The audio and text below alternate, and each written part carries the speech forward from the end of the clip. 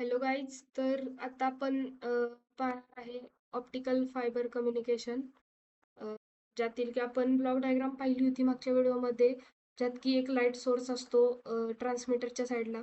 त्या ट्रान्समीटरच्या साईडला आपण अ, जो हा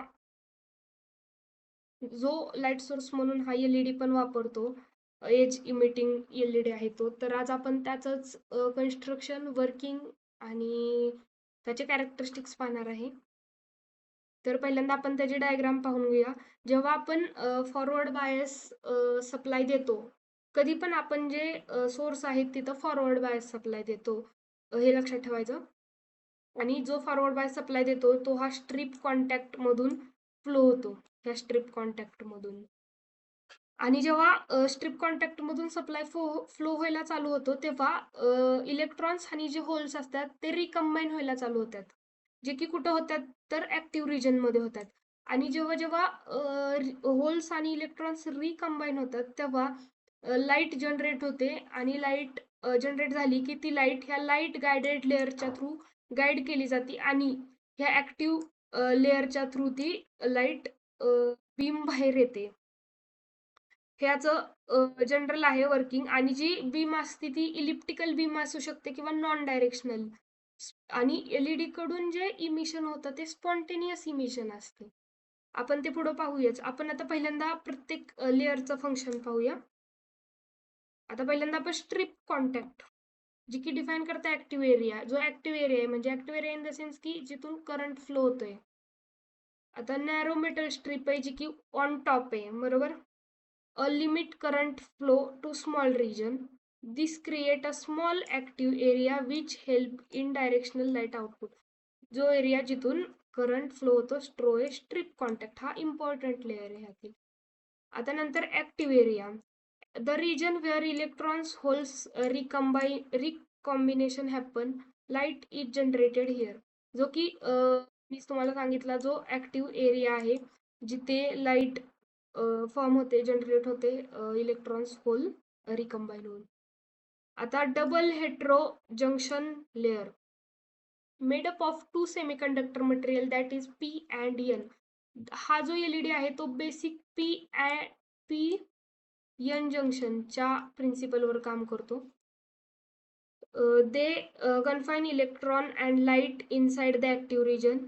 दे इन्क्रीज इफिशियन्सी, आणि ते इफिशियन्सी आहे ती वाढवतात. जे की पी आणि समजा हा पी आहे आणि हा एन आहे, तर इथून होल्स ऍक्टिव्ह रिजन मध्ये येणार आणि इथून इलेक्ट्रॉन्स येऊन रिकम्बाईन होऊन लाईट फॉर्म होणार. नेक्स्ट लाईट गायडिंग लेअर, ज्याचं आपण फंक्शन बघितलंच तरी they are act like a wave guide. They guide light along the junction toward the edge. ही जी आहे ते जंक्शनच्या थ्रू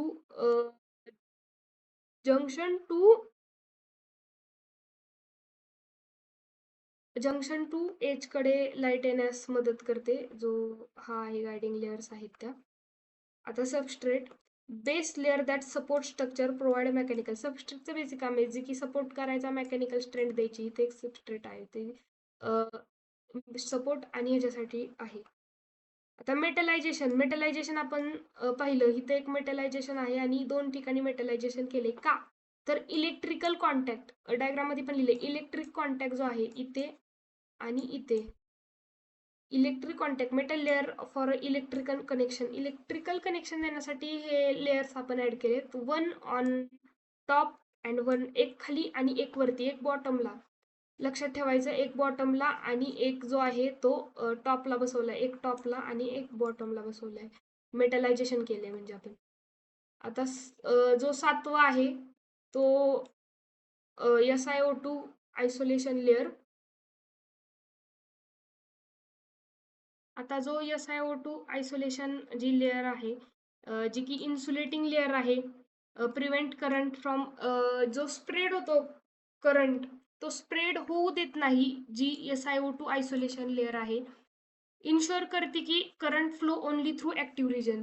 जो करंट फ्लो होतोय तो फक्त आणि फक्त ऍक्टिव्ह रिजन मध्ये व्हावा, हे इन्शुअर कोण करतं किंवा कोण घडवून आणतं, तर SiO2 आयसोलेशन लेअर. नंतर हिटसिंक. हिटसिंक कशासाठी, तर remove excess heat, keep that device stable, म्हणजे जी हीट जनरेट होईल ती एवढी प्रोसेस होताना जी की हीट रिमूव्ह करायची डिव्हाइसमधून एक्सिड झालेली, त्याच्यासाठी आपण हीट सिंक बसवतो. That's it. हीट सिंकचं काम तेवढंच. सबस्ट्रेटचं काम सपोर्टचं आहे. नंतर जी आउटपुट बीम आहे जी की इनकोहरंट आहे.